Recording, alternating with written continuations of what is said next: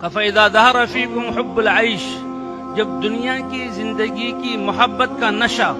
اس لیے حضور صلی اللہ علیہ وسلم نے فرمایا حب الدنیا رأس کل خطیئہ، کہ دنیا کی محبت ہر برائی کی جڑ ہے۔ کہ جب دنیا کی محبت کا نشہ تم پر غالب آ جائے گا تو پھر تم یہ اتنا اونچا کام یا اللہ نیکی کا حکم کرنا اور برائی سے روکنا یہ چھوڑ دو گے۔ فلا تأمرون بالمعروف، نیکی کا حکم نہیں کرو گے، ولا تنہون عن المنکر، اور برائی سے تم نہیں روکو گے، اور اللہ کی دی ہوئی جان اور مال کو اللہ کے دین کے لیے زندہ کرنے کے لیے نہیں لگاؤ گے تو یہ چیز غالب آ جائے گی۔ فرمایا القائلون یومئذ بالکتاب والسنہ،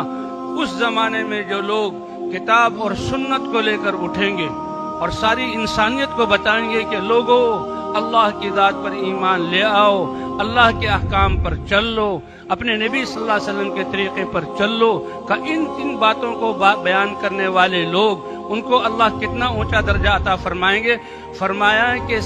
حضور صلی اللہ علیہ وسلم کے صحابہ میں سے، مہاجرین اور انصار میں سے جو سابقین اور آگے بڑھنے والے ہیں تو اس زمانے میں کتاب اور سنت کے بولنے والوں کو اللہ ان کی طرح اجر عطا فرمائیں گے۔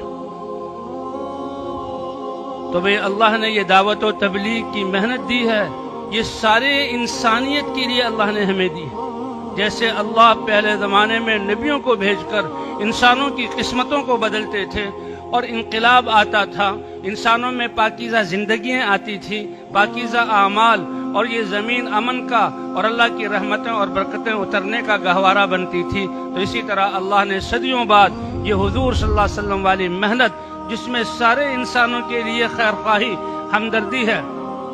اور ان کو ناکامی سے بچانا ہے، اللہ نے یہ محنت ہمیں عطا فرمائی ہے۔ یہ محنت تو ہماری امتیازی شان ہے، اللہ اس محنت کی قدر کرنے کی توفیق عطا فرمائے۔ یہ محنت تو ہماری زندگی کا مقصد ہے۔ عبادت پر اللہ فرماتے ہیں رزق دوں گا، اس محنت کرنے پر اللہ کی مدد ہوگی، اور جب اللہ مدد کرنے والے ہوں تو بتائیں ایسی قوم کا کون سا کام رک سکتا ہے اور کون سی مخلوق ان کو نقصان پہنچا سکتی ہے۔ ان تنصر اللہ ینصرکم، اگر تم اللہ کے دین کی مدد کرو گے تو اللہ تمہاری مدد کریں گے۔ اور اللہ کے دین کی مدد کیا ہے کہ یہ دین جو پوری انسانیت کے لیے ہے، اس میں زندہ کرنے کے لیے اپنی جان اور مال کو لگانا۔ اس امت کو تو چنا ہوا ہے، هو اجتباکم، اللہ نے تمہیں چنا ہے اس کام کے لیے۔ تو بھئی اس کے لیے اللہ نے یہ محنت دی ہے، اور یہ محنت زندگیوں کا مطالبہ کرتی ہے کہ ہم یہ عزم کریں، اس ذمہ داری کا احساس کریں کہ اے اللہ تو نے ختم نبوت کی وجہ سے ساری انسانیت تک پیغام پہنچانے کی ذمہ داری دی،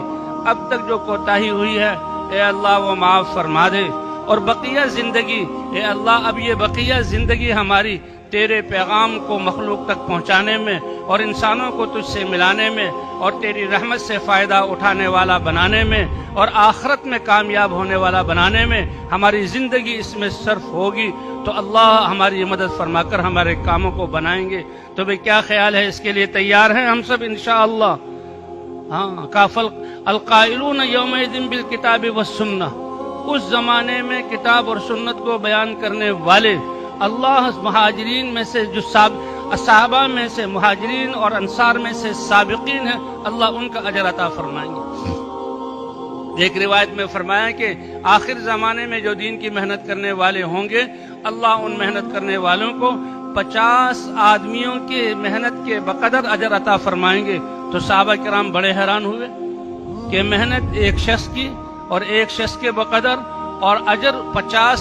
آدمیوں کے برابر، تو صحابہ اسی پر حیران تھے۔ صحابہ نے پوچھا اے اللہ کے رسول 50 انہی میں سے ان کے برابر یا 50 کوئی اور؟ اللہ کے رسول نے فرمایا نہیں، وہ آخری زمانے میں جو محنت کرنے والے ہوں گے ان میں سے ہر ایک کو تم میں سے 50 آدمیوں کی محنت کے بقدر اللہ ان کو اجر عطا فرمائیں گے۔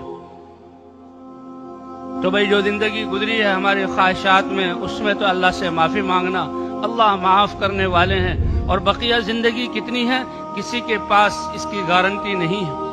حدیث میں تو آتا ہے صبح کی ہے تو شام کا انتظار مت کرو، شام کی ہے تو صبح کا انتظار مت کرو، بلکہ ایک حدیث میں تو آیا ہے کہ سلام ایک طرف پھیروں تو اس کا یقین نہیں کہ دوسری طرف سلام پھیر لوں گا، اور اللہ کا